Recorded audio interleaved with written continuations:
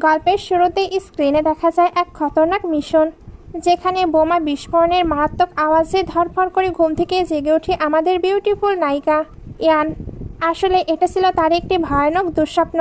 Just তখনই রুমে enter করে তার হাজব্যান্ড লো, যে বাইরে একজন সাকসেসফুল বিলিয়নার হলেও ভেতরে আসলে একজন স্পেশাল সিক্রেট কমান্ডার। তাদের বিয়ের আজ 3 বছর, কিন্তু দুনিয়ার কাছে এই বিয়েটা একদম টপ সিক্রেট। সকালে ঘুম থেকে উঠে দুজনের মধ্যে শুরু হয় কিউট রোম্যান্স আর কুতকুতি ফাইট। কিন্তু ইয়ানের অফিস লাইফটা মোটেও স্মুথ নয়।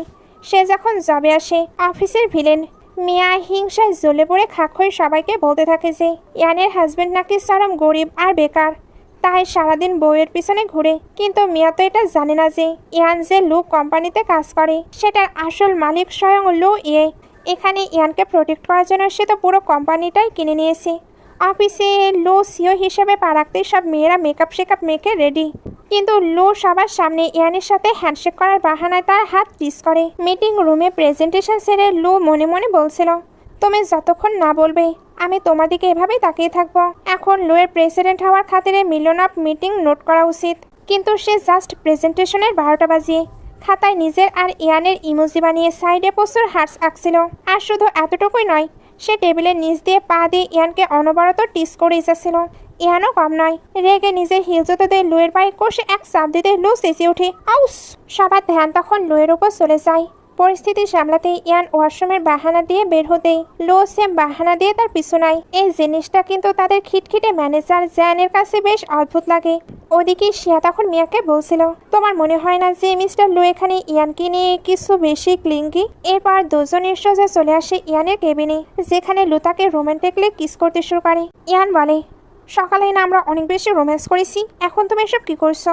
তখন লোক ক্রেজি লাভারের মতো বলতে থাকে, সকাল সকাল? তুমি জানো আমি তোমার থেকে পুরো 28 মিনিট 35 সেকেন্ড দূরে ছিলাম, এখন 36 সেকেন্ড 37 সেকেন্ড 38 সেকেন্ড। আমার তো দম বন্ধ হয়ে আসছিল, মনে হচ্ছিল আজই আমার শেষ দিন। ও গড, এমন হাজব্যান্ড কার না চায় যে নিজের ওয়াইফকে নিয়ে এতটা অবসেসড থাকবে। ইয়ানি হেসে বলে, তা আমাকে কিস করার পর এখন নিশ্চয় নিঃশ্বাস ফিরে এসেছে। কথা আরও আগে বাড়ত, কিন্তু ঠিক তখনই দরজায় নক। ইয়ান জোর জবস্তি লুকের ডেস্কের নিচে লুকিয়ে ফেলে ম্যানেজার জ্যানকে ভেতরে আসার পারমিশন দেয়। ম্যানেজার এসে জিজ্ঞেস করে, তুমি একা? ইয়ান সার্কাস্টিকলি বলে, কেন, আপনি কি ভূত দেখতে পান? ম্যানেজার তখন হেসে বলে, তুমিও না কত ফ্লট করো। আসলে আমি মিস্টার লুয়ের আওয়াজ শুনলাম, তাই ভাবলাম সে এখানে আছে নাকি নিজের কেবিনে। ইয়ান বিরক্ত হয়ে বলে, কাজের কথা বলুন। কিন্তু তখনই শুরু হয় আসল খেলা। ডেস্কের নিচ থেকে লু ইয়ানকে টাচ করে টিস করা শুরু করে দেয়। সে ভালো করে জানতো ইয়ান কতটা সেন্সিটিভ। লুয়ের দুষ্টুমির কারণে ইয়ানের ফেস হঠাৎ লাল হতে শুরু করলে ম্যানেজার জ্যান জিজ্ঞেস করে, তোমার মুখ এত লাল কেন, জ্বর এসেছে নাকি? ইয়ান আমতা আমতা করে বলে, না না, বেশি কাজ করার কারণে এমন হচ্ছে। ম্যানেজার জ্যান তখন নিজের ওভার কনফিডেন্স দেখিয়ে বলেই বসে, আই আন্ডারস্ট্যান্ড, তুমি ম্যারিড, কিন্তু তুমি যে আমাকে লাইক করো সেটা নিয়ে গিল্টি ফিল করা কিছু নেই। আমিও তোমাকে লাইক করি এবং তোমাকে অ্যাকসেপ্ট করতে আমি রেডি। ব্যাস, টেবিলের নিচ থেকে এই ওয়ান সাইডেড প্রপোজাল শুনে লুয়ের তো মাথাটাই গরম হয়ে যায়। চরম জেলাস আর রাগের লু ডেস্কের নিচ থেকে ইয়ানের পায়ে কষে একটা কামড় দিয়ে বসে, আর ইয়ান ব্যথায় অস্থির হয়ে লাফিয়ে ওঠে। তারপর ম্যানেজার জ্যানকে ঝাড়ি মেরে বলে, দেখুন, ফালতু কথা একদম বলবেন না, আমার দিক থেকে এমন কিছু নেই, প্লিজ এখন এখান থেকে চলে যান, আমি কাজ করছি। ম্যানেজার জ্যান তো নাসরবান্দা, সে অতি পাকনামি দেখে বলে, ঠিক আছে শান্ত হও, আমি বুঝি তুমি ম্যারিড, তাই গিল্টি ফিল করছো, বাট ডোন্ট ওয়ারি, তুমি আরামসে নিজের টাইম নিয়ে ভাবো, পরে এই নিয়ে কথা বলবো। এই বলে এসে বিদায় হয়। জ্যান যেতে ডেস্কের নিচ থেকে বের হয়ে লো মুখ কমপ্লিমেন্ট করা শুরু করে দেয়, দেখলে তো, এই কারণেই তুমি যেখানেই জয়েন করো আমি সেই পুরো কোম্পানিটাই শিফট করে নিজের নামে কিনে নেই। এক কাজ করো, রিজাইন দিয়ে দাও। ইয়ান হেসে বলে, আরে অন্য কারোর জন্য আমি কেন রিজাইন দেব? এই প্রজেক্টের পেছনে আমি জান লড়িয়ে খাটুনি করেছি, রেজাল্ট পজিটিভ আসবেই। আর কেউ আমাকে পছন্দ করলে আমি আমার লাইফ গোল চেঞ্জ করবো নাকি? তাছাড়া তোমার এত জেলাস হওয়ার কোনো দরকার নেই, তুমি তো জানোই আমি এতটা বিউটিফুল, তো সবাই তো আমার প্রতি অ্যাট্রাক্টেড হবেই। অবশ্য তুমিও কম না, মেয়েরা তোমার দিকে হা করে তাকিয়ে থাকে। লু তখন ভাব মেরে বলে, হ্যাঁ, আমার একদম জেলাস ফিল হচ্ছে না। কিন্তু মনে মনে লু নিজেও খুব ভালো করে জানে সে হলো দুনিয়ার সব জেলাস স্বামীদের কিং। পরের দিন সব এমপ্লয়িজ চলে আসে হর্স রাইডিং ফিল্ডে, কারণ এই প্রজেক্ট যে সাকসেসফুল হবে সে সরাসরি প্রমোশন পেয়ে ম্যানেজার হয়ে যাবে। মিয়া তো আগে ভাগে ইয়ানকে থ্রেড দিয়ে বলে, লিখে রাখো ইয়ান, এই প্রজেক্ট আমি পাচ্ছি। আমি রিজনাল ম্যানেজার হওয়ার পর তুমি আমার আন্ডারে কাজ করবে, যেমনটা আমি বলবো। ইয়ান মিষ্টি হেসে মিয়ার অহংকার চূর্ণ করে দিয়ে বলে, দেখো মিয়া, রিজনাল ম্যানেজার হয়ে বরং তুমি আমায় ফায়ার করে দিও, নয়তো বা আমি নিজেই রিজাইন করে দেব। কারণ যা ট্যালেন্ট আমার চেয়েও কম, তার আন্ডারে কাজ করার আমার কোনো শখ নেই। জাস্ট এক লাইনে মিয়ার চরম বেইজ্জতি হয়ে যায়। ঠিক তখনই সবার নজর ঘুরে যায় মাঠের একদিকে। ধুলো উড়িয়ে ঘোড়ায় চড়ে এন্ট্রি নেয় আমাদের ড্যাশিং হিরো লো। তার হাতে ছিল একটা সুন্দর লাল গোলাপ, যা সে তার বিউটিফুল ওয়াইফ ইয়ানকে দিতে যাচ্ছিল।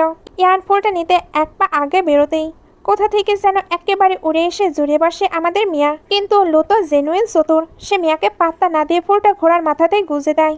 বাকি মেয়েরা লোকে ইমপ্রেস করার জন্য স্ন্যাক্স টেবিল থেকে হরেক রকম খাবার নিয়ে লাইনে দাঁড়ায়। মিয়া এক ধাপ এগিয়ে নিজের রুমাল বের করে বলে, ইস, এত রোদে ঘোড়া চালিয়ে আপনার খুব ঘাম হয়েছে, আমি একটু মুছে দিই। লো মিয়ার হাত থেকে রুমালটা ছিনে নেয় ঠিকই, কিন্তু সেটা দিয়ে নিজের ঘাম না মুছে সোজা ইয়ানের একদম ক্লোজ গিয়ে দাঁড়ায়। এই সিন দেখে বাকি সব মেয়েরা তো হিংসায় জ্বলছিল, কিন্তু মিয়ার ভেতরে রাগের আগ্নেয়গিরি যেন ফেটে চৌচির হয়ে যাচ্ছিল। ওদিকে দূর থেকে ম্যানেজার যান এই পুরো সিনটা দেখছিল। তার মাথায় একটা জিনিস শর্ট করে ঢুকে যাইছে, সিও মিস্টার লো নিশ্চয়ই ইয়ানকে সিডোস করার ট্রাই করছে। মাঠে নাটক শেষে ইয়ান সোজা চলে যায় চেঞ্জিং রুমে, যার সাথে ওমেন্স ওয়াশরুম অ্যাটাচড ছিল। সেখানে দাঁড়িয়ে সে মনে মনে গজগজ করছিল আর ভাবছিল, আজ বাড়ি যাই, লোকে এমন পানিশমেন্ট দেব না, একদিনের জন্য নয়, পুরো এক সপ্তাহের জন্য ওকে ব্যান করে দেব।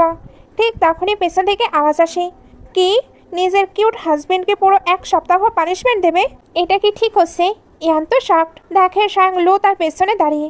ইয়ানা রেগে মেগে বলে, তুমি এই মেয়েদের চেঞ্জিং রুমে কি করছো? কেউ চলে এলে কি হবে? লো মুস্কি হেসে একদম ক্লোজ এসে বলে, কেউ আসবে না, যতক্ষণ না তুমি নিজে চিৎকার করে সবাইকে ডাকছো। আর শোনো, আমি এখন তোমাকে কিস করতে যাচ্ছি, সো নিজের আওয়াজ একদম কন্ট্রোলে রেখো, যাতে বাইরে কেউ টের না পায়। ইয়ান লোকে বোঝানোর ট্রাই করে, দেখো, আমরা এখানে কোম্পানির কাজে সিলসিলা এসেছি, পার্সোনাল লাইফ ডিসকাস করতে নয়। এসব ঘরের কথা ঘরেই হবে। লো তখন আধুরে গলায় বলে, ঘরে তো টাইমই পাওয়া যায় না, আর কোম্পানির কাজ তো অলমোস্ট শেষ, প্রজেক্ট সাবমিট ডান, এখন জাস্ট রেজাল্টের অপেক্ষা। তার জন্য তোমাকে দিনরাত খাটতে হবে না, তুমি জাস্ট শান্তিতে আমার সাথে টাইম স্পেন্ড করো। এই হর্স রাইডিং ইভেন্টটাও আমি রেখেছি যাতে কাজের মাঝে তোমার একটু রিফ্রেশমেন্ট হয়। দুজনে যখন ভেতরে এই কিউট রোম্যান্স করছিল, ঠিক তখন দরজার বাইরে এসে হাজির হয় আমাদের ভিলেন মিয়া। সে দরজায় কান পাততেই ভেতর থেকে লুয়ের গলার আওয়াজ পায় যে সে কার কাছে যেন কিস আসছে। মিয়ার তো চক্ষু সড়ক গাছ, সে আরও ভালো করে শোনার জন্য দরজায় পুরো ভর দিয়ে দেয়। ঠিক তখনই ধরাম করে দরজা খুলে যায় আর মিয়া ব্যালেন্স হারিয়ে সোজা ভেতরে পড়তে নেয়। ইয়ার সামনে দাঁড়িয়ে কোল্ড এক্সপ্রেশন দিয়ে বলে, কি ব্যাপার মিয়া, দরজায় কান পেতে কি করেছিলে? আমি তো ভেতরে একাই আছি, তা আমাকে যদি এতই ভালোবাসো তো সরাসরি ভেতরে চলে আসলেই তো পারতে। মিয়া রেগে চেঁচিয়ে বলে, হোয়াট, আমি আর তোমাকে ভালোবাসা? ইম্পসিবল। ইয়ান তখন মিয়াকে আরও খেপানোর জন্য সার্কাস্টিকলি বলে, আমি জানি, মুখে যতই বলো, যারা বেশি ঝগড়া করে তাদের মনে নাকি বেশি ভালোবাসা থাকে।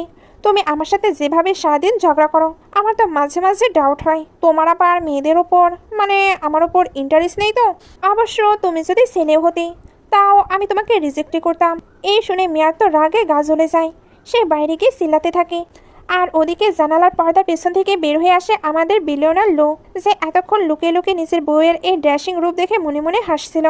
পরদিন সব এমপ্লয়িকে লো ডেকে পাঠায় একটি স্পেশাল আর্চারি গ্রাউন্ডে। সবাই তো একদম কনফিউজড, কারণ প্রজেক্টের সাথে এই তীর ধনুকের কি কানেকশন। সে এত ডিরেক্ট লোকে জিজ্ঞেস করে বসে, মিস্টার লো, আপনি আমাদের সবাইকে এখানে কেন ডেকেছেন? লো তখন গম্ভীর গলায় সবার সামনে আসল টুইস্টটা রিভিল করে দেয়। সে বলে, যাতে এই মেগা প্রজেক্টটা আমি একদম সঠিক মানুষের হাতে তুলে দিতে পারি। তীর আর ধনুক হাতে তুলে নাও আর নিজের লক্ষ্য একদম পারফেক্টলি ভেদ করো। আর্চারিতে যে জিতে দেখাবে, কোম্পানির এই মেগা প্রজেক্টের দায়িত্ব আমি সরাসরি তাকেই দিয়ে দেব। এই শুনে ইয়ান তো মনে মনে দারুণ খুশি হয়ে যায়, কারণ সে ভালো করে জানতো সে এটা জিততে পারবে। কিন্তু ইয়ান লাইনে দাঁড়ানোর আগে মিয়া তাকে ধাক্কা মেরে নিজে আগে চলে যায়। অথচ দেখনধারী মিয়ার এমন অবস্থা যে সে ঠিকঠাক মতো ধনুকটাও তুলতে পারছিল না। উল্টো সে এমন উল্টোপাল্টা তীর সরে যা প্রায় একজনের জীবনই শেষ করে দিচ্ছিল। বেচারি শিয়া তো মিয়ার এই আনারিপনার চক্করে পায়ে চটি পেয়ে বসে, আর মিয়াকে ওখানে লজ্জায় গিভ আপ করতে হয়। এরপর মাঠে এন্ট্রি নেয় ম্যানেজার জ্যান। সে বেশ ভাব নিয়ে পজিশন নেয় এবং আপেল লক্ষ্য করে তীর সরে। তীরটা একদম আপেলের গা ঘেঁষে ক্র্যাশ করে বেরিয়ে যায়। এটা দেখে অফিসের বাকি সবাই বেশ ইমপ্রেসড হলেও ম্যানেজার জ্যান নিজে চরম হতাশ হয়ে পড়ে। সে ভাবে, ধুর, জাস্ট একটুর জন্য মিস হয়ে গেল, নয়তো আজ এই প্রজেক্টটা সরাসরি আমার পকেটে আসতো। জানকে ওভাবে আপসেট হতে দেখে ইয়ান তাকে একটু সান্ত্বনা দিয়ে বলে, আরে কোনো ব্যাপার না জান, অ্যাটলিস্ট তুমি ট্রাই তো করেছো, আর ট্রাইটা কিন্তু সত্যি খুব ভালো ছিল। ব্যাস, ইয়ান ম্যানেজার জানকে এইটুকু সান্ত্বনা দিতেই ওইদিকে আমাদের জেলাসি কিং লুয়ের মনে মনে কাউন্টিং শুরু হয়ে যায়। সে ঘড়ি দেখে ভাবছে 1 সেকেন্ড না 2 সেকেন্ড না পুরো 33 সেকেন্ড ধরে ইয়ান ওই ম্যানেজারটাকে সান্ত্বনা দিল। এত খাতির, এটা কিন্তু একদমই ভালো কথা নয়। লু দূর থেকে ইয়ানকে চোখ দিয়ে করা ইশারা করতে থাকে, আর ইয়ানও চট করে ধরে ফেলে। তার হাজব্যান্ডের মনে এখন জেলাসের আগুন ধরেছে। লু এবার ম্যানেজার জ্যানের কাছে এসে একটু হেসে বলে, তুমি তো বেশ দারুণ আর্চারি করলে। জ্যান তো খুশিতে গদগদ হয়ে বলে, থ্যাংক ইউ মিস্টার লু আমার প্রশংসা করার জন্য। তখন লোক খিলখিল করে হেসে উঠে বলে, হ্যাঁ, কে বললো আমি তোমার প্রশংসা করছি? আমি তো তোমার সঙ্গে মজা করছিলাম। এত ফালতু আর্চারি আমি আমার লাইফে আজ পর্যন্ত দেখিনি। এই বলে লু নিজের চরম ড্যাশিং স্টাইলে ধনুক হাতে নেয়। 1 সেকেন্ডে নিশানা ফিক্স করে এবং তীর ছুটতেই সেটা আপেলের একদম মাঝখান পড়ে আরপার হয়ে যায়। এটা দেখে তো অফিসের সবার চোখ কপালে। চারিদিকে লুয়ের প্রশংসা ঝড় বয়ে যায়। লু তখন জ্যানকে বেইজ্জতি করার জন্য আরেকটা সুযোগ দিয়ে বলে, চলো, তুমি যদি এবার জাস্ট আপেলটাকে টাচও করতে পারো তাহলে এই প্রজেক্ট তোমার। কিন্তু সবাই ডিসঅ্যাপয়েন্টেড হয়ে যায়, কারণ তারা জানতো জ্যানের দ্বারা এটা পসিবল না। জ্যান নিজেও ভালো করে জানতো যে একবার দিয়ে ছুটতে তার শোল্ডারে যা মারাত্মক পেন শুরু হয়েছে, দ্বিতীয়বার ট্রাই করতে গেলে হাতে ভেঙে যাবে। ঠিক তখন আমাদের ড্যাশিং নায়িকা ইয়ান এক পা বাড়িয়ে সামনে এসে বলে, মিস্টার লু, এবার আমি চেষ্টা করতে চাই।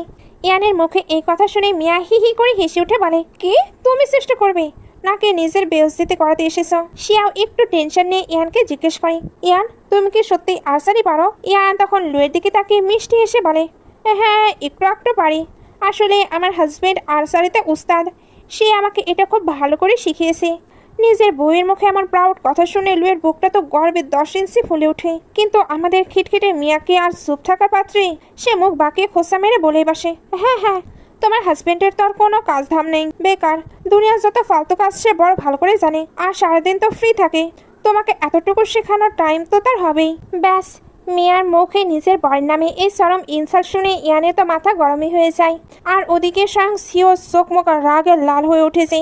এই সামান্য মেয়েটা সবার সামনে আমাকে এত বড় ইনসাল্ট করার সাহস পায় কোত্থেকে? ইয়ান আর কোনো উত্তর না দিয়ে শান্তভাবে ধনুক আর তীরটা হাতে তুলে নেয়। মিয়া তখনও পেছনে দাঁড়িয়ে হাসছিল আর ভাবছিল ইয়ান বোধ হয় তীরটা সরে নিজেরই বেইজ্জতি করবে। কিন্তু ইয়ান যখন পজিশন নিয়ে নিশানা ফিক্স করে তীরটা ছাড়ে, বুম, তীরটা সোজা গিয়ে আগের তীরের মতো আপেলের একদম সেন্টারে হিট করে। চারপাশে তখন করতলে ঝড়। যে মেয়েটাকে মিয়া এতক্ষণ গরিব আর বেকারের বউ বলে খোঁচা মারছিল, সে কিনা সিও মিস্টার লুয়ের মতো পারফেক্ট শট দিল। সে এত খুশিতে লাফিয়ে উঠে বলে, ও মাই গড ইয়ান, তুমি তো জাস্ট ফাটিয়ে দিয়েছ। ইয়ান তখন ধনুকটা নামিয়ে মিয়ার দিকে ঘুরে দাঁড়ায়, মুখে তার একসেলতে বিজয়ের হাসি। সে মিয়াকে উদ্দেশ্য করে বলে, কি মিয়া, দেখলে তো আমার হাজবেন্ডের কোনো কাজ কাম নেই ঠিকই, কিন্তু সে আমাকে যেটুকু শিখিয়েছে সেটা তো তোমার মতো অহংকারীকে ধরো খাওয়ানোর জন্যই যথেষ্ট। মিয়া তো লজ্জায় আর রাগে একেবারে লাল নীল সবুজ হয়ে যায়। ওদিকে লু তো নিজের ওয়াইফের ওপর প্রাউড ফিল করছিল। তার বুকটা গর্বে 10 ইঞ্চি ফুলে উঠেছে। মনে মনে সে ভাবছে, দিস ইজ মাই ওয়াইফ, যেমন রূপ তেমন তার তেজ। সে এবার অ্যানাউন্স করে, এই মেগা প্রজেক্টের আসল উইনার আর কেউ নয়, মিস ইয়ান। আজ থেকে এই প্রজেক্টের পুরো দায়িত্ব তার। ম্যানেজার জ্যান আর মিয়া দুজনেরই প্ল্যান এক ঝটকায় মাটির সাথে মিশে যায়। জ্যানের শোল্ডারের ব্যথার সাথে সাথে এখন মনের ব্যথাও ডাবল হয়ে গেছে। আর মিয়ার হিংসার আগুন যেন আগ্নেয়গিরির মতো ফেটে পড়ার জোগাড়। কিন্তু সিও মিস্টার লুয়ের সামনে কিছুই বলার সাহস নেই তার। ইভেন্ট শেষ করে সবাই যখন বাড়ির উদ্দেশ্যে রওনা দিবে, ঠিক তখন শুরু হয় এক ম্যাজিক্যাল স্নোফল। শুরুতে সবাই খুব এক্সাইটেড হলেও আস্তে আস্তে স্নোফল এতটাই বেড়ে যায় যে পুরো রাস্তা ব্লক হয়ে যায়। কোনো ক্যাব বা ট্যাক্সি বুক হচ্ছিল না। ট্রাভেল করা একদম ইম্পসিবল হয়ে পড়ে। সবাই যখন শীতে কাঁপছিল, সঙ্গে ভাবছিল এখন কি করবি। ঠিক তখনই ইয়ানের ফোনে আসে একটি secret text, just wait for 5 minutes, আমি তোমাকে পিক করতে আসছি। সবাই টেক্সট দেখতেই বলে, কি ব্যাপার ইয়ান, মনে হচ্ছে তোমার হাজবেন্ড তোমাকে পিক করতে আসছে। ইয়ানও বেশ গর্বের সাথে জবাব দেয়, অবশ্যই আসবি, হাজবেন্ড যখন তখন হাজবেন্ড হওয়ার দায়িত্ব তো পালন করতেই হবে।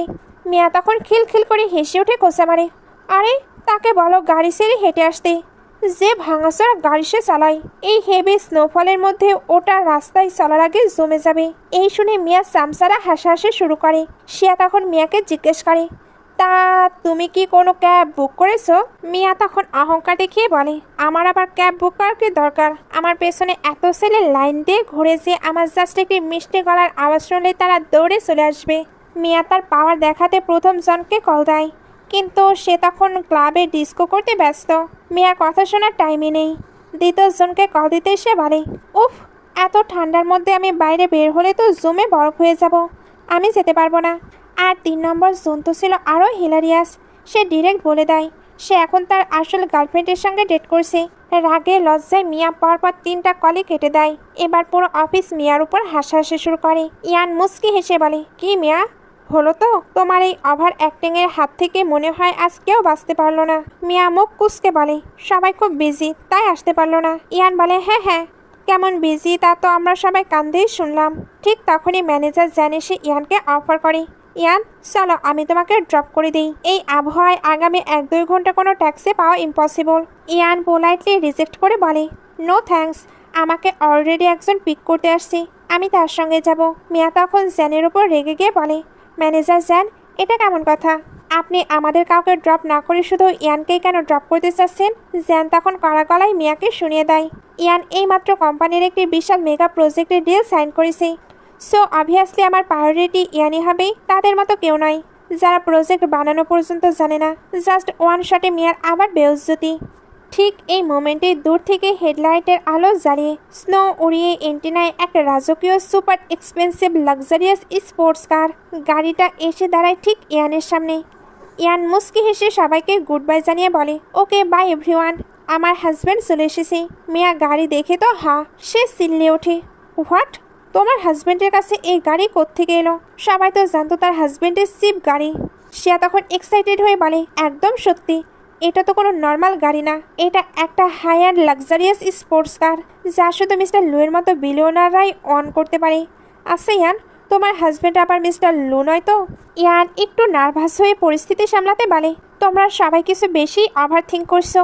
মিয়া তখন হিংসা ঢাকতে বলে, রাইট, মিস্টার লু কখনো এর হাজব্যান্ড হতে পারে না। এর হাজব্যান্ড নির্ঘাত সস্তা শপ করার জন্য এই গাড়ির রেন্টে নিয়ে এসেছি। ম্যানেজার জানের মনেও কোথাও যেন একটু শান্তি লাগে। সেও ভাবে না, গাড়িটা নিশ্চয়ই রেন্টাল। ইয়ান ভালো করেই জানতো এখানে দাঁড়িয়ে এদের সাথে ফালতু তর্ক করলে তার সিক্রেট আইডেন্টিটি ফাঁস হয়ে যেতে পারে। তাই সে চুপচাপ গাড়ির দিকে এগোতে থাকে যাতে জলদি ওখান থেকে চলে যাওয়া যায়। কিন্তু এই খিটখিটে মিয়া তো এত সহজে পিছু ছাড়া পাত্রে নয়। ইয়ান গাড়িতে ওঠার জন্য পা বাড়াতেই মিয়া তার পেছন পেছন দৌড়াতে শুরু করে। সে তো চেঁচিয়ে বলে, তুমি এত রুড কেন ইয়ান? এভাবে পালিয়ে যাচ্ছ কোথায়? তোমার হাজব্যান্ড তোমাকে পিক করতে এসেছে আর আমরা এখানে তোমার কলিগরা দাঁড়িয়ে আছি। তুমি আমাদের এভাবে ডিসরেসপেক্ট করতে পারো না। অ্যাটলিস্ট তোমার হাজব্যান্ডের গাড়ি থেকে নেমে আমাদের একটু গ্রিট করা উচিত। তার মধ্যে কি সামান্য ম্যানার্সও নেই? ইয়ান কিছু বলার আগেই গাড়ির ডোর খুলে সং বিলোনা সিও লো বাইরে বেরিয়ে আসে। সে গম্ভীর গলায় বলে, কি ব্যাপার, তোমরা সবাই কি আমার কথাই বলছিলে? ব্যাস, লোকে গাড়ি থেকে নামতে দেখে সবার চক্ষু সরকাস, পুরো দুনিয়া জানি স্তব্ধ।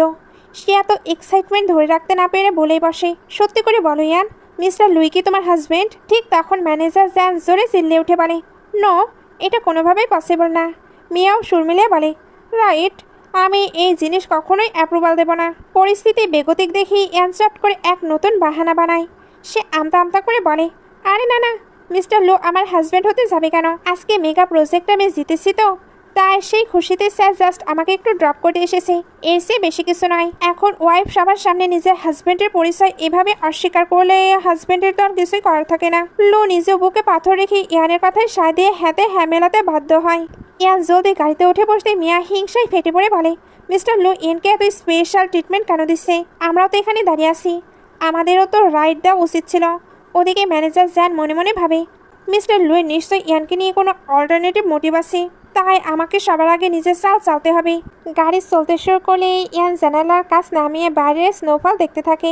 স্নোফল তার ভীষণ পছন্দ, কিন্তু বেশিক্ষণ উইন্ডো নামিয়ে রাখায় ঠান্ডায় তার হাত জমে যাচ্ছিল। লো তখন ইয়ানকে বলে, ঠান্ডা লাগলে নিজের হাতটা আমার পকেটে রাখো।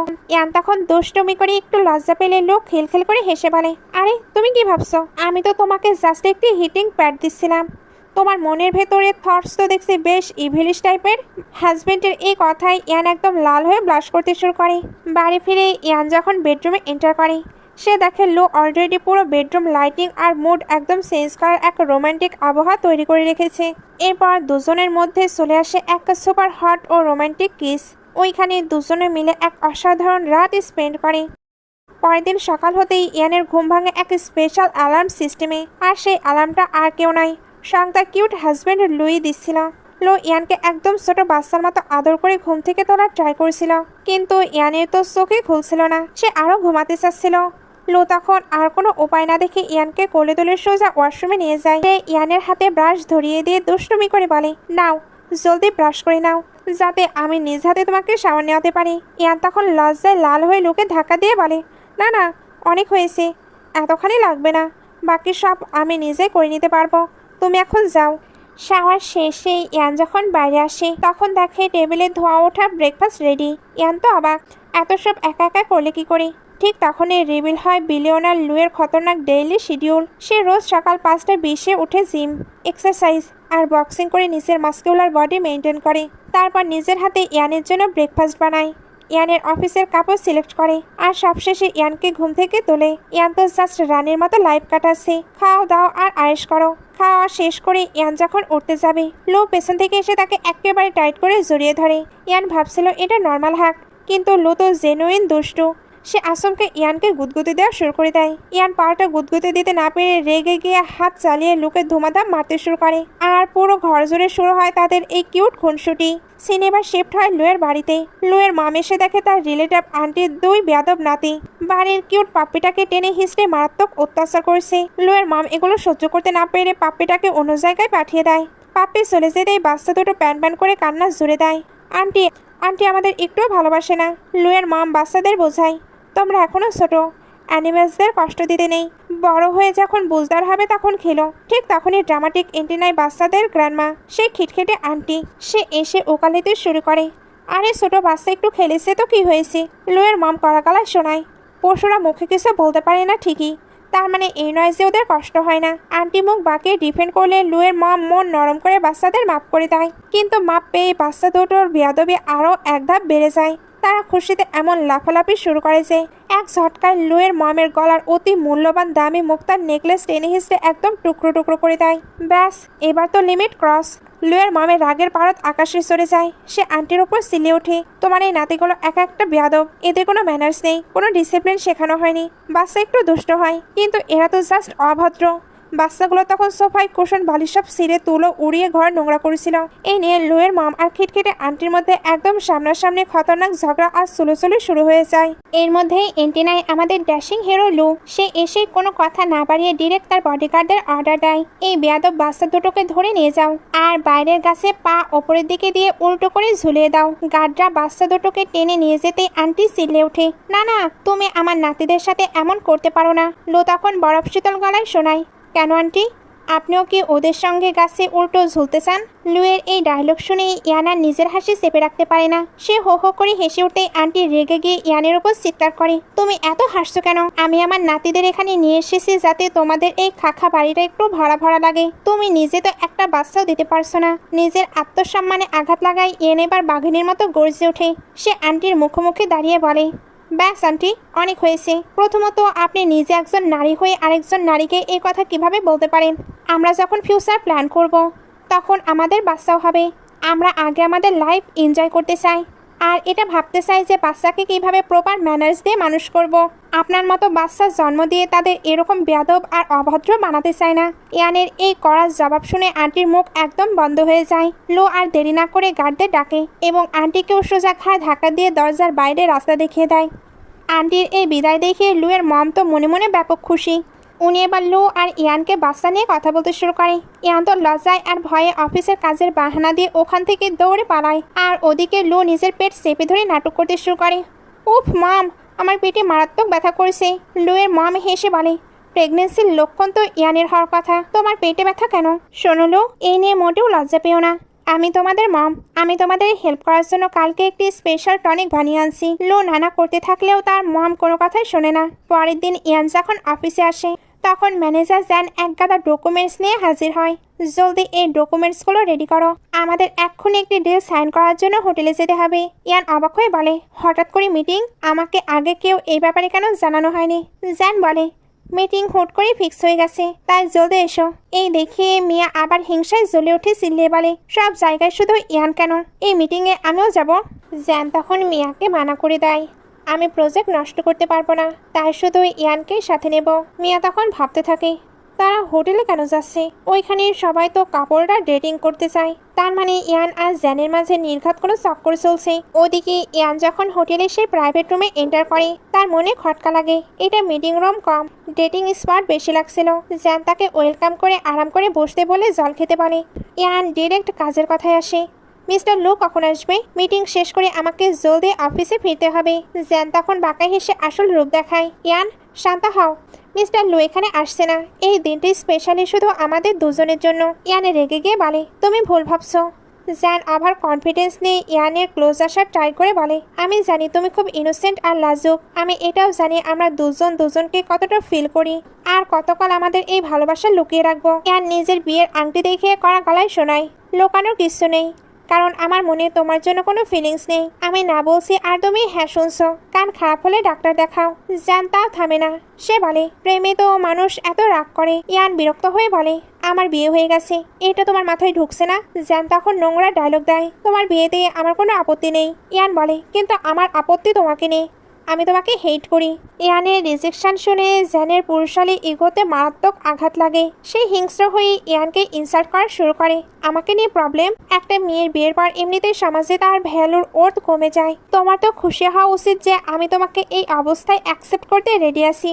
ইয়ান গর্জে উঠে বলে, হ্যালো, তোমাকে কে বলেছে আমাকে অ্যাকসেপ্ট করতে? ম্যারিড হওয়া কোনো ক্রাইম নয়, লজ্জা তো তোমার হওয়া উচিত। আমি বিবাহিত জানা সত্ত্বেও আমাকে হ্যারাস করার ট্রাই করছো।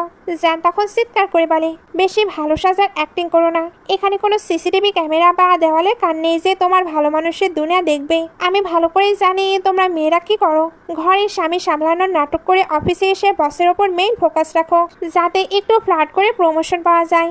এত খাটুনি না করে ডিরেক্ট আমাকে অ্যাপ্রোচ করো, আমি তোমাকে সব দেবো। ইয়ান বুঝতে পারে পরিস্থিতি হাতের বাইরে চলে যাচ্ছে এবং এই লোকটা ফিজিক্যাল হ্যারাসমেন্ট করতেও পারে, তাই সে চালাকি করে নিজের ফোনে ভয়েস রেকর্ডিং অন করে দেয় এবং জ্যানকে আটকানোর জন্য বলে, বুঝতে পারছি এই নোংরামি করে তুমি আজ ম্যানেজারের পোস্টে এসেছো, কিন্তু আমার এতে কোনো ইন্টারেস্ট নেই, আমাকে যেতে দাও। ইয়ান যখন ওখান থেকে বের হতে যায়, জ্যান জবরদস্তি তার হাত চেপে ধরে ঝাঁকুনি দেয় আর তখনই ইয়ানের হাত থেকে ফোনটা নিচে পড়ে যায়। জ্যান স্ক্রিনের দিকে তাকিয়ে শকড, সে দেখে ফেলে যে ইয়ান মিস্টার লুয়ের চ্যাটে পুরো ভয়েস রেকর্ডিং পাঠাচ্ছিল আর নিচে টাইপ করা, হাজব্যান্ড আমরা এখানে ডিনার করছি।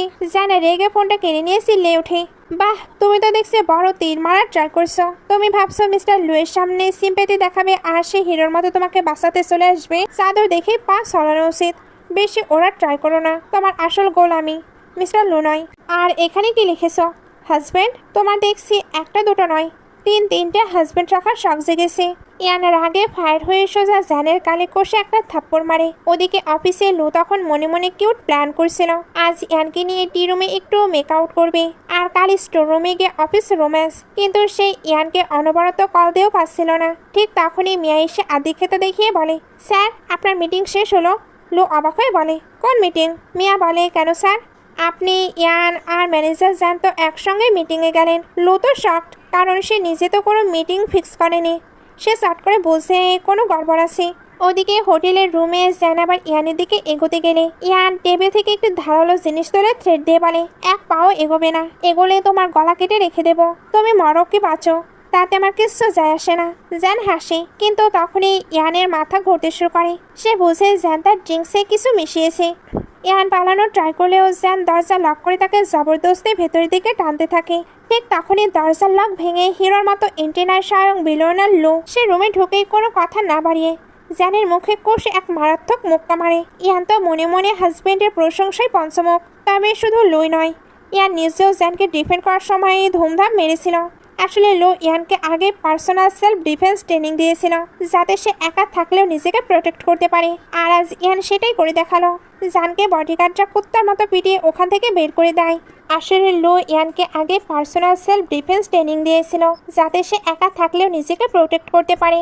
আর আজ ইয়ান সেটাই করে দেখালো। জানকে সাহায্য করে লো আর ইয়ান যখন গাড়িতে এসে বসে, তখন ড্রাগসের হরমোনাল চেঞ্জের কারণে ইয়ান নিজে লোয়ের ওপর পুরো ক্রেজি হয়ে পড়ে। দুজন গাড়ির ভেতরে চরম প্যাশনেটলি কিস আর মেকআউট শুরু করে দেয়। লো তখন ইয়ানকে শান্ত করে হাসতে হাসতে বলে, আরে শান্ত হও, গাড়ির ভেতর এসব করা কি ঠিক হচ্ছে? পরের দিন সকাল হতেই ইয়ানে তো আর হাঁটার অবস্থা নেই। সে যখন কোনো মতে অফিসে আসে, দেখে পুরো অফিস ভেঙে পড়েছে। সে তাকে টেনে নিয়ে যায় সে ওর অফিসের বাইরে, যেখানে দেখা যায় আমাদের খিটখাটি ম্যানেজার জ্যান এখন এক্স ম্যানেজার হয়ে নিজের বক্স ব্যাটার গুটিয়ে অফিস থেকে লাথি খেয়ে বের হয়ে যাচ্ছে। যাওয়ার আগে জ্যান ইয়ানকে থ্রেট দিয়ে বলে, ইয়ান, আমি তোমাকে কোনোদিন ভুলবো না, আর মেক শিওর করবো তুমিও যেন আমাকে না ভুলো। ইয়ান কড়া গলায় বলে, চুপ কর বদমাইশ, তুই কোনো মনে রাখার মতো জিনিস নস। এই বলে ইয়ান তাকে আবারও ধুমাধাম পিটানো শুরু করে। শুধু ইয়ানই নয়, অফিসের বাকি সব এমপ্লয়িজ জ্যানের ওপর নিজের সব রাগ ঝেড়ে কষে লাথি ছাড়া মারে। জ্যানের শেষ দিনটা জাস্ট নরক বানিয়ে দেওয়া হয়। জ্যান বিদায় হতেই শিয়া আর মিয়া চরম কিউরাস হয়ে ইয়ানকে জিজ্ঞেস করে, আচ্ছা ইয়ান, এমন কি হলো যে ম্যানেজার জ্যানকে এক ঝটকায় ফায়ার করে দেওয়া হলো? ইয়ান তখন মিয়ার দিকে তাকে এক রহস্যময় ড্যাশিং হাসি দেয়। সে মিয়াকে উদ্দেশ্য করে বলে, কি মিয়া, তুমি কি সত্যিই জানতে চাও? তাহলে শোনো, স্বয়ং সিও মিস্টার লুই হলো আমার আসল হাজবেন্ড। আর কাল ওই জ্যান আমার সঙ্গে মিটিংয়ে চরম মিথ্যা কথা বলেছিল, যার শাস্তি সে হাতে নাতে পেয়ে গেছে। মিয়া এটা শুনতে হা হা করে হেসে উড়িয়ে দিল। হ্যাঁ হ্যাঁ, মিস্টার লু যদি তোমার হাজবেন্ড হয়, তবে আমি হলাম তোমার মম। ইয়ান চ্যালেঞ্জ দিয়ে বলে। বিশ্বাস না হলে লোককে নিজেকে জিজ্ঞেস করো। ঠিক তখনই অফিসে এন্টার করে এক প্রেগনেন্ট মেয়ে, যে এসে জিজ্ঞেস করে এখানে ইয়ানকে। শিয়া আর মিয়া ইশারায় ইয়ানকে দেখিয়ে দেয়। এরপর মেয়েটা সোজা ইয়ানের কেবিনে ঢুকে এক ঝটকায় ইয়ানের পায়ে হাঁটু করে বসে পড়ে। ইয়ান শক্ট হয়ে বলে, কি করছে এসব? জলদি ওঠো। মেয়েটির নাম হলো নানসি। সে কাঁদতে কাঁদতে ইয়ানকে বলে, প্লিজ প্লিজ, তুমি লোকের ডিভোর্স দিয়ে দাও। আমি লুয়ের গার্লফ্রেন্ড, আর আমি ওর বাচ্চার মা হতে চলেছি। ওদিকে কেবিনের বাইরে শিয়া, মিয়া আর বাকি এমপ্লয়িজরা দরজায় কান পেতে আড়ি পাচ্ছিল। শিয়া ফিসফিস করে বলে, আমি জাস্ট ডিভোর্স আর প্রেগনেন্সি শব্দটা শুনলাম, ব্যাস। মিয়া তো খুশিতে নাচতে শুরু করে। তার মানে এই মেয়েটা ইয়ানের হাজব্যান্ডের বেবিকে নিয়ে প্রেগনেন্ট, আর ও ইয়ানকে ডিভোর্স দিতে বলছে। এই শুনে পুরো অফিসের চোখ কপালে। কেবিনের ভেতর ইয়ান কিন্তু একদম শান্ত ছিল। সে ন্যান্সিকে কড়া গলায় বলে, দেখো মেয়ে, এই সস্তার ড্রামা অন্য কোথাও গিয়ে করো। আমি আমার হাজব্যান্ডকে খুব ভালো করে চিনি, আর তোমার বেবিও তার নয়।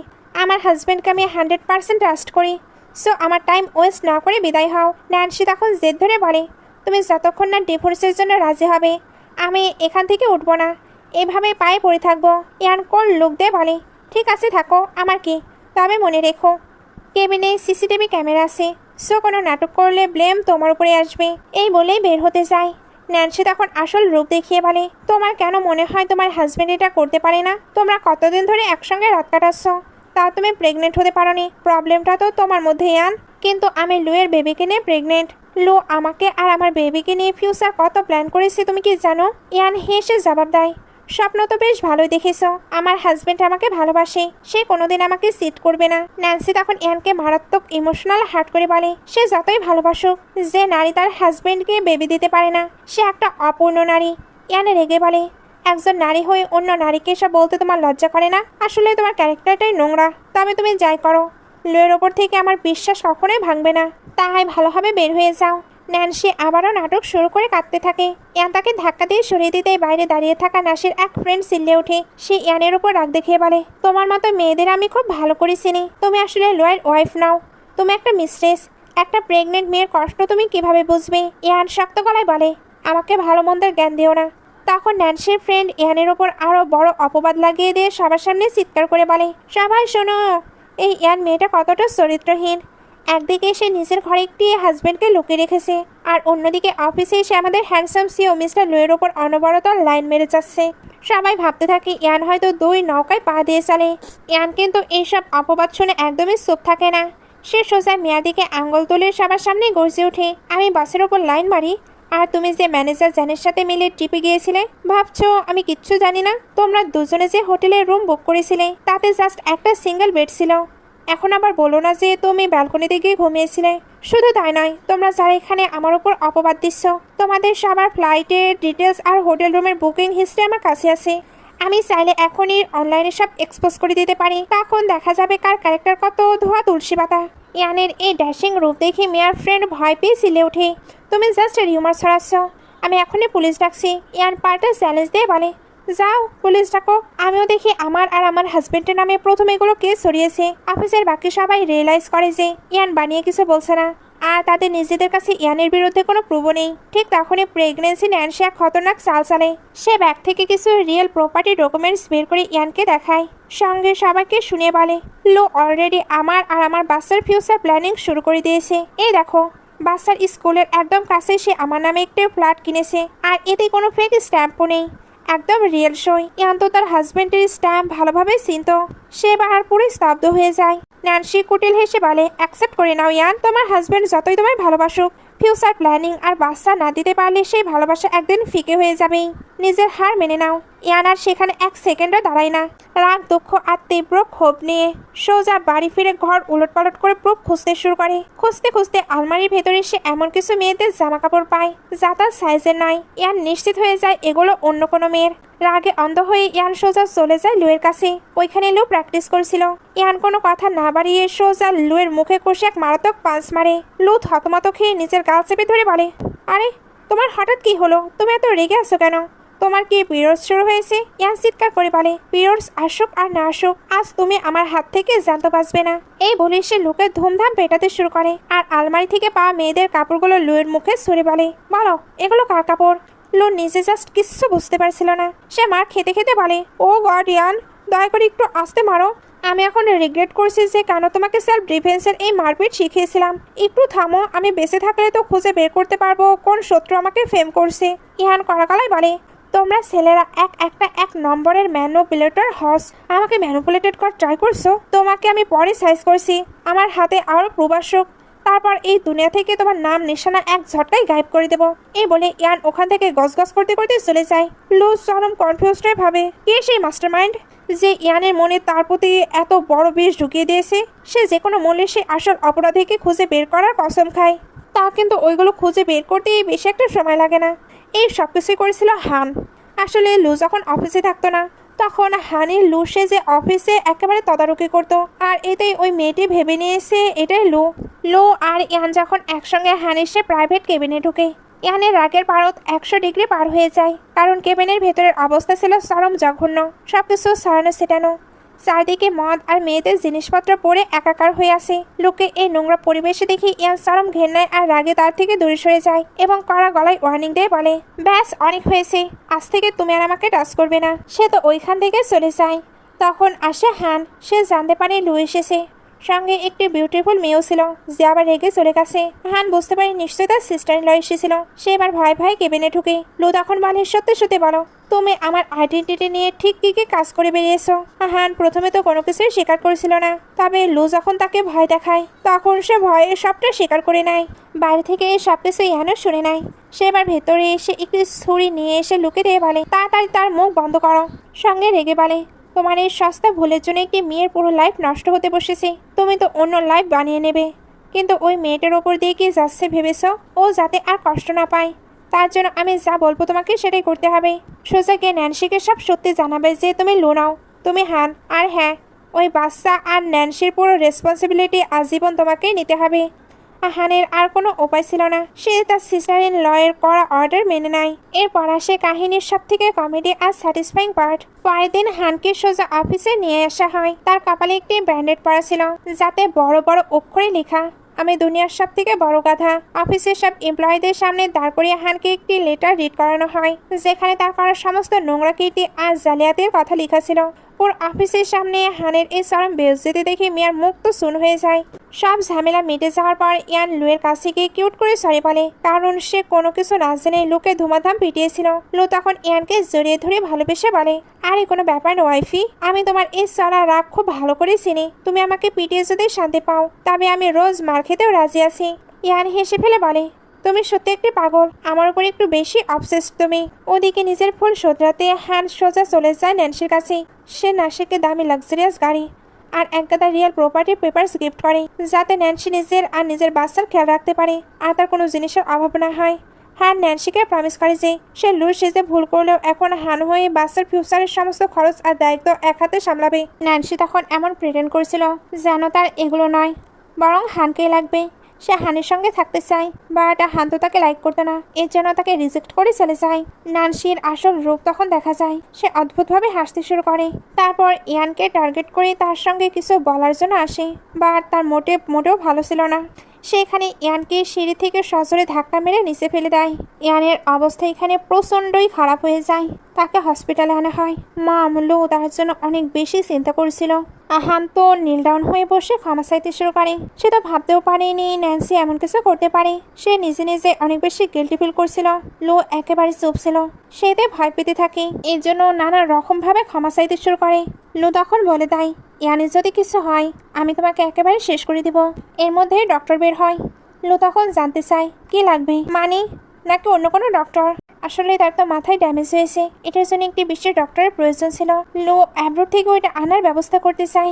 সিন কাট হয়ে দেখানো হয় লো ইয়ানের পাশে বসে বলে, সরি আমি তোমায় প্রোটেক্ট করতে পারিনি, প্লিজ তুমি তাড়াতাড়ি উঠে পড়ো। সে তো তার হাত ধরে কান্না করছিল। ইয়ান তখন উঠে বলে, তুমি কান্না কেন করছো? লো এবার দ্রুত ডক্টরকে ডাকতে শুরু করে, বাট খাওয়া দাওয়া না করে তার যত্ন নিতে নিতে সে এখানে অসুস্থ হয়ে পড়ে। ইয়ান এবার তাকে কোনো মতে তোলে, আর তার কথাবার্তা ভাবমূর্তি দেখে আমরা বুঝতে পারি তার অ্যামনেশিয়া হয়ে গেছে, অর্থাৎ লোয়ের সঙ্গে যে তার বিয়ে হয়েছে এটা সে পুরোপুরি ভুলে গিয়েছে। তবে লো তো অনেক হ্যান্ডসাম ছিল, এই জন্য সে লোয়ের প্রতি অনেক বেশি অ্যাট্রাক্টও ফিল করছিল। লো এই সব কিছুতেই পুরো অবাক হয়ে থাকে। ডক্টর জানায় ওনার হয়তো টেম্পোরারি অ্যামনেশিয়া হয়েছে। আপনারা এমন কিছু করবেন না যাতে উনি প্যানিকড হয়। উনি যেটা করতে চাচ্ছে আপনারা ওনাকে সেটাই করতে দিন। মামা তো এই সব কিছুতে অনেক বেশি টেনশনে পড়ে যায়, এই জন্য লোকে কিছু একটা করতে বলে। এদিকে ইয়ান তো সব কিছুই ভুলে গিয়েছিল, তার হাজবেন্ডকে এটাও সে জানে না, এই জন্য লিখিতভাবে একটি ডিভোর্স পেপার রেডি করে। আর ওইখানে সে লিখে দিয়েছিল, আমি আমার সত্যিকারের ভালোবাসা খুঁজতে যাচ্ছি।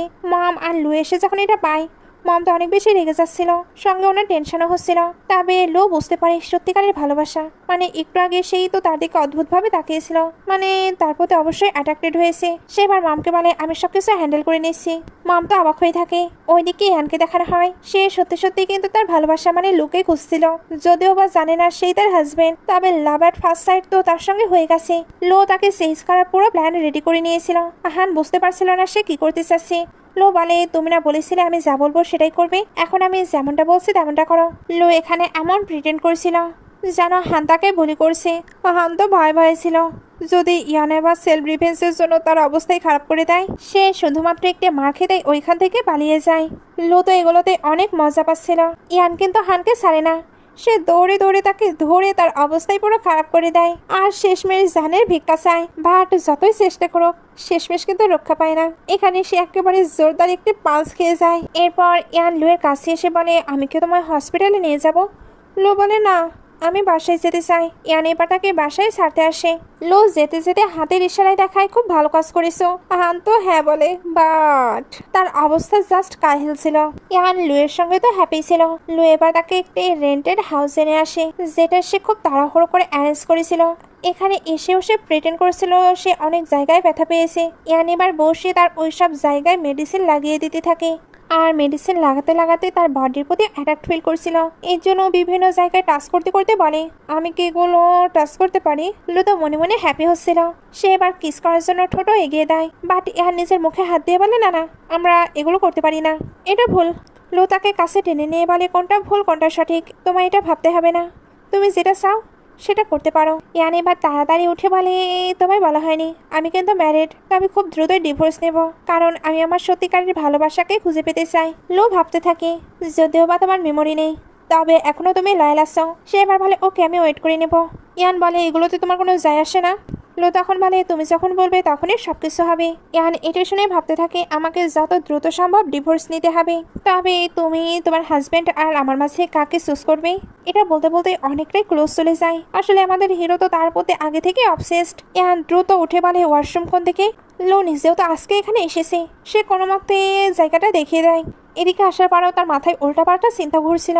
সে যেন লোকের শার্টলেস অবস্থায় শাওয়ার নিতে দেখছিল। এই সবকিছু সে অফিসে বসে বসেও ভাবছিল। তখন শিয়া আর মিয়া বলে, তুমি আপসেট কেন? তোমার হাজবেন্ড কি মাত্র 3 সেকেন্ড পরে ইয়ান এটা শুনতে সিলে বলে কি 3 সেকেন্ড? সবাই তাকাচ্ছিল। মিয়া বলে এগুলো তুমি কি করছো? ইয়ান তখন বলে তুমি কি আমার হাজবেন্ডের সঙ্গে বেড শেয়ার করেছো? সে 3 সেকেন্ড পরে তুমি কিভাবে জানলে আমি কি এগুলো নিয়ে ডিসকাশন করেছি? এরা তখন বলে তুমি তো তোমার হাজবেন্ডকে নিয়ে কখনোই কিছু বলনি। ইয়ান ভাবতে থাকে কখনোই কিছু বলিনি, তার সঙ্গে আসলে আমার রিলেশনটা ছিল কেমন। এর মধ্যে শিয়া বলে ওঠে আচ্ছা ওই ন্যান্সি মেয়েটা সে কি সত্যিই তোমার হাজবেন্ডের বেবিকে নিয়ে প্রেগনেন্ট ছিল? বেচারি ইয়ানের তো কোনো কিছুই মনে নেই, তাই সবকিছুই তার কাছে কেমন জগা খিচুড়ি মনে হচ্ছিল। সে এবার শিয়া আর মিয়াকে নিয়ে তার হাজবেন্ডের দেওয়া বাসায় চলে আসে। তার তো কিছুই মনে ছিল না, সে জাস্ট এদের কথাবার্তা শুনে শুনে এখানে এসেছে। ভেতরে মম আর লু ছিল।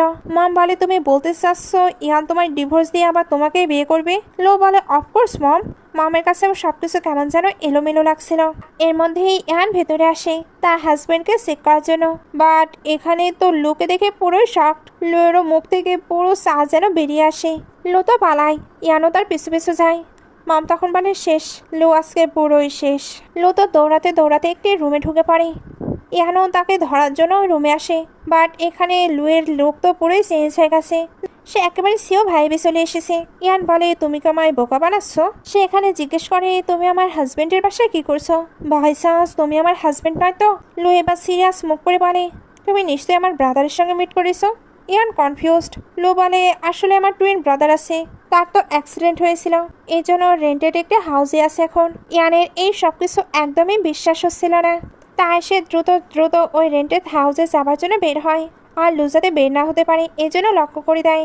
লু দরজা খুলতে না বেরে বলে ভেবেছো এইভাবে আমায় আটকে রাখতে পারবে? সে তো আর্মিতে অলরেডি ভালো পজিশনে ছিল, তার কাছে এখান থেকে বের হওয়া কোনো ব্যাপারই না। ইয়ান দ্রুত দ্রুত ওই রেন্টেড হাউসে চলে আসে আর দেখে লুই স্টাডি করছে। ইয়ানের কোনো কিছুই বিলিভ হচ্ছিল না। সে এবার কিছু বলার আগে ইয়ান নিজে নিজেই তাকে পুরো চেক করে আর বুঝতে পারে তার হাত পা সবকিছু অনেক বেশি প্রিটি আছে। তবে তার মন থেকে এখনো সন্দেহ যায়নি, যদিও বা সে অনেকটা উপরে ছিল, তবুও সে আবার সিঁড়ি বয়ে চেক করতে আসে।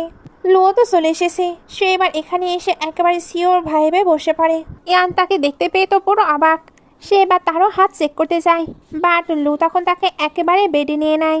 ইয়ান বলে কি করছো? লু বলে নিজের ওয়াইফের সঙ্গে কি ফ্লার্টিংও করা যাবে না? তুমি না কিছু দেখতে চাচ্ছিলে? নাও আমি সবকিছুই দেখাচ্ছি। এই বলে তার বডিকে টাচ করিয়ে সরাসরি কিস করে দেয়, আর সে কিস নয় একেবারে প্যাশনেটলি।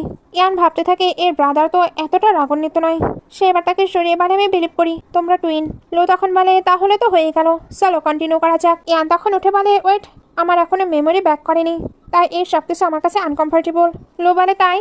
তবে আমি শুনলাম তুমি নাকি আমায় ডিভোর্স দেবে, এটার মানে কি? বাই চান্স তোমার কি আমার ব্রাদারের প্রতি ইন্টারেস্ট চলে এসেছে, এই জন্যই আমার থেকে ডিভোর্স নিতে চাচ্ছ? ইয়ানের তখন মনে পড়ে লুয়ের ব্রাদার বলেছিল কখনো যদি এমনটা হয় তোমার হাজব্যান্ড আর আমার মাঝে কাউকে চুজ করতে হবে, তুমি কাকে চুজ করবে? তার কাছে তো দুজনকে পারফেক্ট মনে হচ্ছিল, সে তাই পুরোপুরি কনফিউজড ছিল। এখানে সে লোকে বলে তুমি নাকি অন্য মেয়েকে প্রেগনেন্ট করে দিয়েছ। লো বলে এটা জেনে রেখো কখনো তোমায় আমি বিট্রে করিনি আর করবও না। বাইরে মিয়া আর শিয়াকে দেখানো হয়। মিয়া তো অনেক অনেক পিকচার ক্লিক করেছিল, এতে শিয়ার হাতে ব্যথা হয়ে গেছে। এরা এবার ভাবতে থাকে ইয়ান কোথায় গেল, তার হাজব্যান্ডের সঙ্গে আমাদেরকে মিট করাবে না। মিয়া বলে নিশ্চয়ই তার হাজব্যান্ড এখানকার কোনো বডিগার্ড অথবা ড্রাইভার, সে শপ করার জন্যই আমাদেরকে এখানে নিয়ে এসেছে। এর মধ্যে ওইখানে ইয়ান আসে। এরা তো ইয়ানের হাজব্যান্ডের সঙ্গে মিট করতে চাচ্ছিল। ইয়ান বলে আজকে নয়। এরা তখন তাকে নিয়ে অনেক মজা নিতে শুরু করে। ইয়ানও কম নয়, সে বলে আমি শুনলাম তুমি নাকি এখানে 800-র বেশি ছবি তুলেছ, দেখো না এই পুরো ফ্লোরটাও নষ্ট হয়ে গেছে। মিয়ার যদিও বা রাগ হচ্ছিল, তবে ইয়ান তাকে ইগনোর করে চলে যায়। রাতে ইয়ান যখন রুমে ছিল তখন লু তার ব্রাদারের রূপ নিয়ে এখানে চলে আসে। ইয়ান যদিও বা তাকে ভেতরে এন্টার করতে দিচ্ছিল না, তবে লু তখন বলে ব্রাদার আসছে। ইয়ান এটা শুনে দ্রুত দরজা খুলতে এসে ভেতরে চলে আসে। তারপর আর কি তার সঙ্গে সে লেভেলের ফ্লার্ট করতে শুরু করে, এমনকি প্যাশনেটলি কিসও করে। ইয়ানের কাছে তো তার হাজব্যান্ড এবং হাজব্যান্ডের ব্রাদারের কিসিং স্টাইল একেবারে সেম লাগে। লু তখন বলে কি আমার ব্রাদার আর আমার কিসিং স্টাইল তুমি কি ম্যাচ করার চেষ্টা করেছিলে? এর মধ্যেই মম আবার খাবার জন্য ডাকছিল। ইয়ান যেতে লাগলে লু তাকে আটকে বলে সিস্টার ইন ল, তুমি না অলরেডি খাবার খেয়ে ফুল হয়ে গেছো? ইয়ান তখন তার মেইন পয়েন্টে হিট করে বলে আমি ওয়ার্ন করছি দূরে থাকো। লু বলে ওকে আমি বুঝতে পেরেছি। ইয়ানের তো তাকে মেয়েটা আবার খারাপও লাগছিল, এই জন্য সরি বলে। লো সুযোগ পেয়ে তখন তাকে আবার রিস করে। ইয়ান তো চিল্লিয়ে বাইরে চলে আসে। তারপর মামের সঙ্গে খাবার খাচ্ছিল। লো তখন নিজের আসল রূপে আসে। ইয়ান জিজ্ঞেস করে তোমার ব্রাদার আসবে না? লো বলে তোমার দেখছি আমার ব্রাদারকে নিয়ে অনেক বেশি চিন্তা, আমার ব্রাদারকেও দেখছি আগে এসে তো কেমন স্যাড হয়ে থাকতো, বাট তুমি আসার পরে সে কেমন যেন চেঞ্জ হয়ে গেছে। ইহান এগুলো শুনে তার খাবার খাওয়া হয়ে গেছে বলে তাড়াতাড়ি করে চলে যায়। আর রুমে এসে অনেক বেশি ইমব্রেসিং ফিল করছিল, কারণ তার তো লো এবং তার ব্রাদার দুজনের সঙ্গে অনেক বেশি ভালো লাগছিল। তবে এমনটা হওয়া তো উচিত নয়। ওইখানে এবার লো তার অনেকটা ক্লোজ চলে আসে। লো বলে রাত হয়ে গেছে, চলো শাওয়ার নিয়ে আসি। ইয়ান বলে আমি শাওয়ার নিয়ে নিয়েছি। লো বলে আগে তো আমার সঙ্গেই নিতে। ইয়ান বলে কি? লো বলে হ্যাঁ, পানি বাঁচানোর জন্য তুমি তো আমার সঙ্গেই শাওয়ার নিতে। ইয়ান তখন বলে না না, এখন এগুলোর প্রয়োজন নেই। লো তো তাকে অনেকটাই টিস করে নিয়েছে, এই জন্য শাওয়ার নিতে চলে যায়। আর শাওয়ার শেষে এসে দেখে ইয়ান পুরো ব্ল্যাঙ্কেট জড়িয়ে শুয়ে পড়েছে, যাতে আর কি সে তার ক্লোজ হতে না পারে। বাট লোকে এত সহজে তাকে ছেড়ে দেবে সে জানতো ইয়ান এখনো জেগে আছে, এজন্য নানাভাবে টিস করতে থাকে। বলে ঘুমিয়েছো? ইয়ান তখন ইচ্ছা করেই নাক ডাকতে থাকে। লো এর পরেও তাকে নানাভাবে টিস করে, বাট এগুলো করতে করতে তার অবস্থাই পুরো খারাপ হয়ে যায়। এর জন্য আবারও কোল্ড শাওয়ার নিতে যায়। নেক্সট ডে এতে তার জ্বর চলে আসে। ইয়ান এটা অলরেডি নোটিস করেছে, এ কারণে তার জন্য মেডিসিনও রেখে গিয়েছে। এরপর লোয়ের ব্রাদারের সঙ্গে দেখা করতে গিয়েছে। এখানে সে জানতে পারে লোয়ের ব্রাদার সারা রাত বাসায় ফিরেনি। তার অনেক টেনশন হচ্ছিল, কারণ তার কাছে ওর কন্ট্যাক্ট ইনফরমেশনও নেই। এবার সে কিভাবে জানবে সে কোথায় আছে? কোনো উপায় না পেয়ে সে লোকে এটা কল দিয়ে জানায়। লো এবার টেনশনে পড়ে যায়, কারণ সে এমনিতেই অসুস্থ। এই অবস্থায় ইয়ানের সঙ্গে দেখা করতে যাওয়া তার জন্য অনেকটাই কষ্টকর। বাট কি আর করার, ড্রামা যখন শুরু করেছে এটা তো শেষ করতেই হবে। সে এমন প্রেটেন্ড করে যেন সে রুম থেকে বের হচ্ছে। ইয়ান বুঝতে পারে সে হয়তো অসুস্থ। লো তো বলে না না, রাত জেগে কাজ করেছে তাই এমন দেখাচ্ছে। ইয়ান তার জন্য খাবার তৈরি করতে চায়, লো মানা করছিল। ইয়ান ভাবতে থাকে সে হয়তো আমার উপর রেগে আছে। লো যখন দেখে ইয়ান আপসেট হচ্ছে তখন ভেতরে আসলে পারমিশন দেয়। ইয়ান তার জন্য পরিস তৈরি করে আনে। লো তখন পুরো পরিসটি ফিনিশ করে। ইয়ান এবার নিজের যত্ন নিতে বলে ওইখান থেকে চলে যায়। তারপর বাসায় ফিরে লুয়ের জন্য পরিস তৈরি করে, কারণ সে তো কারণ ওই যে লুও তো অসুস্থ ছিল। বাচ্চারা লু এবার পুরো ফেসে যায়, কারণ অলরেডি সে পেট পুড়ে খাবার খেয়ে এসেছে। আবার সে কীভাবে খাবে? খাবার সময় তার তো ভমিটিংয়ে ফিল হচ্ছিল। বাট ইয়ানকে তো কিছু বুঝতে দেওয়া যাবে না, এর জন্য পুরোটা অনেক কষ্ট করে শেষ করে। এতে বাচ্চার অবস্থাই খারাপ। ইয়ান তাকেও তার হেলথের যত্ন নিতে বলে চলে যায়। তারপর আসে মম, উনিও খাবার তৈরি করে নিয়ে এসেছিল। ইয়ান এবার আর টলারেট করতে পারে না, সে পুরো ভমিটিংয়ে করতে শুরু করে। মমের এতে আবার খারাপ লেগে যায়, এর জন্য ইয়ানের কাছে এসে বলে আমি কত ভালোবেসে তার জন্য কুকিং করে নিয়ে গিয়েছি, আমি কি এতটাই ডিসকাস্টিং খাবার তৈরি করি যে সে ভমিটিং ফেল করছিল? ইয়ান তখন বলে চিন্তা করবেন না, আমি নিজে তাকে খাইয়ে দিব। ওইখানে জ্যানকে দেখানো হয়। সে যখন ইয়ানের এই হ্যাপি লাইফ দেখে তখন ওইটা ডিস্ট্রয় করার সিদ্ধান্ত নেয়। সিন কাট হয়ে ইয়ানকে রাস্তায় দেখানো হয়। এখানে তার ইচ্ছা করে কেউ ক্ষতি করার চেষ্টা করেছিল, বাট একটি ছেলে তাকে সেভ করে নেয়। ছেলেটির নাম হলো খুশি। সে এখানে ইচ্ছা করে ইয়ানের সঙ্গে এমন নাটক করেছিল যেন সে তার প্রতি ইন্টারেস্টেড নয়, বাট সে তার জন্য অনেক বেশি আঘাত পেয়েছে। অ্যাকচুয়ালি এমনটা করছিল যাতে ইয়ান তাকে বাসায় নিয়ে যায়। অনেকটা লং টাইম ধরে এইসব ড্রামা চলে। ইয়ান তো তার প্ল্যান জানতো না, এই জন্য তাকে অসুস্থ দেখে বাসায় সত্যি সত্যি নিয়ে আসে। বাট এখানে তো লো ছিল, খুশি লোকে দেখে হ্যাপি হয় না, এই জন্য দুজনের মাঝে বেশ করলি আর্গুমেন্ট হয়। নেক্সট ডে ফুসি ইয়ানের কোম্পানিতে জয়েন হয়ে যায়। এখানে সে ইয়ানের সঙ্গে কাজ করতে চাচ্ছিল, বাট লুয়ের কথা মতো ইয়ান তাকে অ্যাভয়েড করে চলে। বাট মিয়া সে তো ফুসির খুব ক্লোজ যাচ্ছিল। ফুসি এবার ইয়ান আর তার হাজবেন্ডের রিলেশন কেমন জানতে চায়। মিয়া তখন বলে তার ক্যারেক্টার তো ভালো নয়, সকল ক্লায়েন্টদের সঙ্গে ফ্লার্ট করে বেড়ায়। আর তার হাজবেন্ড সে তো একটা ডাম পারসন। ইয়ান এটা শুনে অবাক হয়, কারণ সে তো জানতো লো কতটা ক্যাপাবল। এখানে আমরা এটাও জানতে পারি লো একটা মিশনে ছিল, ওইখানেই তার ড্যাডের মৃত্যু হয়। হয়তো এটা রিভেঞ্জ নিতে সে এসেছে। মেয়া তো খুশি খুশি ফুসির মেন্টর হয়ে গিয়েছিল, বাট একটু পরেই তার অবস্থা খারাপ হয়ে যায়। এখানে জানা যায় সে ফুসিকে দিয়ে যে সকল কাজ করাতে চাচ্ছিল সে সব কিছুর একটাও ফুসি ঠিকভাবে করতে পারছিল না, অর্থাৎ সে তার কাজকর্ম দেখে অনেক বেশি বিরক্ত হয়। এখানে সে কিন্তু তাকে ফানিভাবে অনেক মারও দিয়েছে, যে সিনগুলো অনেক অনেক বেশি হাস্যকর ছিল। এইসব বলার সময়ও তার অনেক বেশি রাগ হচ্ছিল, এই জন্য ফুসিকে মারতে যায়। সবাই মিলে তো তাকে আটকে নেয়, এই জন্য সে নিজেকে আঘাত করতে যাচ্ছিল, কারণ সে সত্যি তার প্রতি অনেক বেশি বিরক্ত। এগুলোর পরে ফুসি ইয়ানকে বাইরে নিয়ে আসে আর তাকে ইনডাইরেক্টলি প্রপোজ করে। ইয়ানের সব কিছু কেমন যেন চেনা চেনা লাগছিল, যেন এগুলো সব কিছু আগেও তার সঙ্গে হয়েছে। সে এবার তাকে রিজেক্ট করে চলে যাচ্ছিল, তখনই ফুসি লুয়ের কার্ড দেখতে পায়, এই জন্য দ্রুত গিয়ে তাকে ব্যাকহাক করে নেয়। ইয়ানের তখন পুরনো কথা মনে পড়ে যায়, ওইখানে লু তাকে সেলফ ডিফেন্স শেখাচ্ছিল। ওইগুলো মনে পড়াতে সে ফুসির অবস্থা খারাপ করে দেয়। লো এসে তো তাকে গুড জব দেখায়, কারণ সত্যি সে খুব ভালো কাজ করেছে। ইয়ানের এবার আরও অনেক কিছু মনে পড়তে থাকে। ফুসি এবার লোয়ের উপর ফেটে পড়ে। সে বলে ওই দিন তুমি আমার ড্যাডকে সেভ করতে পারোনি। সে তো তাকে নানাভাবে ব্লেম দিচ্ছিল। লো শুধু সরি বলে, তবে ইয়ান সে বলে তুমি কি জানো না সেও একটি হিউম্যান, কোনো সুপার হিরো নয় যে সকলকে বাঁচিয়ে নেবে। সে তার ডিউটি পুরোপুরি ফুলফিল করার ট্রাই করেছে, এরপরেও তুমি তাকে কিভাবে ব্লেম দিতে পারো? ফুসি এবার সিল্লে বলে যখন তোমার চোখের সামনে তোমার মম ড্যাডের কিছু হবে তখন বুঝবে কেমন ফিল হয়। ইয়ানো তখন বলে দেয়, আমার মম ড্যাড কেউ নেই, আমি অরফান। অর্থাৎ খুশির চেয়েও তার বেশি কষ্ট, এরপরেও সে কেমন স্ট্রংলি থাকে। ইয়ান বলে, জানি সকল লাইফই প্রিশিয়াস, তবে ভাগ্যকে আমাদের মেনে নিতেই হবে। সে এখানে খুব সুন্দরভাবে ফুসিকে বুঝিয়ে দেয়। ফুসি তখন নিজের ভুল বুঝতে পেরে ওইখান থেকে চলে যায়। লু তো বুঝতে পারে ইয়ানের সব কিছু মনে পড়ে গেছে। ইয়ান এবার লুয়ের কান ধরে বলে, তুমি ইচ্ছা করে আমার সঙ্গে ড্রামা করছিলে। লু বলে, আরে ওইগুলো তোমাকে সব কিছু মনে করানোর একটি ট্রায়াল ছিল। দুজন যখন খুনসিটা করছিল তখন শিয়া আর মিয়া দৌড়ে আসে। মিয়া বলে, বস, এই মেয়েটা একটু বেশি বেয়াদব হয়ে গেছে, এই জন্য তো আপনার সঙ্গে এমনটা করছি। ইয়ান এবার বলে, তোমরা না সবসময় আমার হাজবেন্ডকে আনারি বলতে। মিট মাই হাজবেন্ড মিস্টার লু ইয়ে। এরা তো অবাক হচ্ছিল, সঙ্গে বিশ্বাস করেছিল না। বাট লু যখন তাকে কিস করে তখন এদের বিশ্বাস হয়ে যায়। ইয়ান এবার এদেরকে বাই বলে চলে যাচ্ছিল।